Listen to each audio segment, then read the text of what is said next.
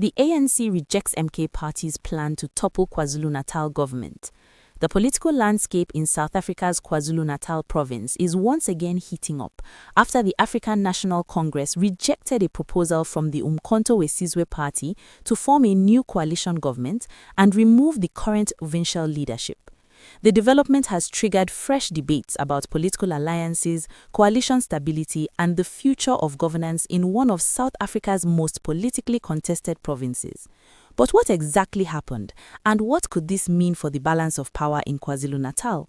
Let's break it down. The MK Party's proposal. The situation began when the MK Party attempted to initiate talks with the ANC to explore the possibility of forming a new coalition government in KwaZulu-Natal. The proposal was led by the party's second deputy president, Tony Yengeni. In a formal letter, Yengeni invited ANC Secretary General Fikile Mbalula to attend a meeting aimed at discussing a major political move, removing the current provincial leadership through a motion of no confidence. The target of that motion would be KwaZulu-Natal Premier Thamsanqa Ntuli. Had the ANC agreed, the meeting was expected to take place over the weekend. However, the meeting never happened, and according to the ANC, the invitation was never formally acknowledged. ANC responds to the proposal. The ANC has now made it clear that it has no intention of participating in the MK Party's proposed talks. Speaking publicly on the matter, ANC national spokesperson Mahlengi Bengu Motsiri confirmed that the party had not responded to the invitation. She explained that the ANC only became aware of the request through media reports rather than through official party channels. Bengu Motsiri also revealed that Secretary General Fikile Mbalula had been outside the country during the week when the invitation was sent.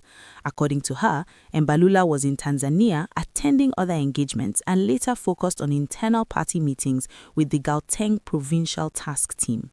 But perhaps the most striking part of her statement was the ANC's stance on the MK Party itself. Bengu Motsiri said plainly that the MK Party is currently not a priority for the ANC. Instead, she emphasized that the ruling party is focusing on its own organizational work. This response effectively shut the door to the MK Party's proposal, at least for now. MK Party continues coalition push. Despite the ANC's refusal to engage, the MK Party has not backed down from its efforts to form a new political alignment in KwaZulu-Natal. As part of this strategy, the MK Party has invited several political parties to attend multi-party talks in Durban. The goal of the meeting is to develop a unified plan to remove the current government of provincial unity.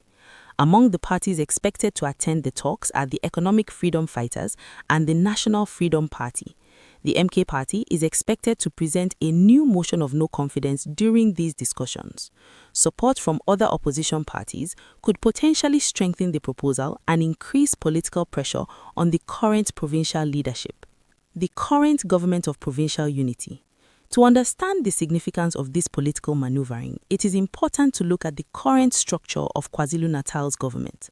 The province is currently governed by a government of provincial unity.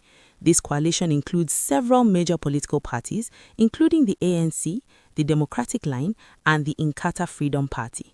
The coalition was formed after the 2024 elections in an effort to stabilize government in the province. Premier Thamsanqa Ntuli currently leads this coalition government. However, coalition governments often face internal tensions and shifting political alliances, and the latest developments suggest that those tensions may be growing. NFP's position adds complexity. One of the key players in this unfolding situation is the National Freedom Party. The NFP had previously participated in forming the coalition government in 2024. However, the party has recently taken a position that could complicate the political balance in the province. After meeting with members of the Inkatha Freedom Party, the NFP announced that it still supports the MK Party's motion of no confidence against Premier Ntuli. At the same time, the party has clarified that it has not rejoined the government of provincial unity. Instead, it says it will remain outside for now. This position creates uncertainty about how the party will ultimately align itself in future political decisions. Internal challenges within the NFP. Adding another layer to the situation is an internal disciplinary matter within the NFP itself. The party is currently dealing with a case involving Social Development MEC Mbali Shinga. Shinga has been charged with misconduct after allegedly defying the party's directive related to the MK party's motion of no confidence last year. The disciplinary process is still ongoing, and the outcome of the case is expected to be announced later this week. The decision could influence the party's future political strategy and its relationship with other parties in the province. What this means for KwaZulu-Natal? Political analysts say the latest development highlights the fragile nature of coalition politics in South Africa. KwaZulu-Natal, in particular, has long been a region where political competition is intense. The province has historically been a battleground for several major political parties, including the ANC, the Inkatha Freedom Party, and newer players like the MK Party. Efforts to form or dismantle coalitions can quickly shift the balance of power, and while the ANC has rejected the MK party's latest proposal, the ongoing negotiations among other parties could still reshape the political landscape. Much will depend on whether the MK party can build enough support among opposition groups to challenge the current government. Looking ahead, for now, the government of provincial unity in KwaZulu-Natal remains intact, but the political maneuvering happening behind the scenes suggests that the situation could evolve in the coming weeks. The outcome of the NFP disciplinary case, the response from opposition parties, and future negotiations between political groups will all play a role in determining what happens next. As South Africa continues to adapt to an era of coalition politics, developments like these offer a glimpse into the complex negotiations that now define governance across the country. For residents of KwaZulu-Natal, the key question remains whether the current coalition government will hold or whether new political alliances will emerge.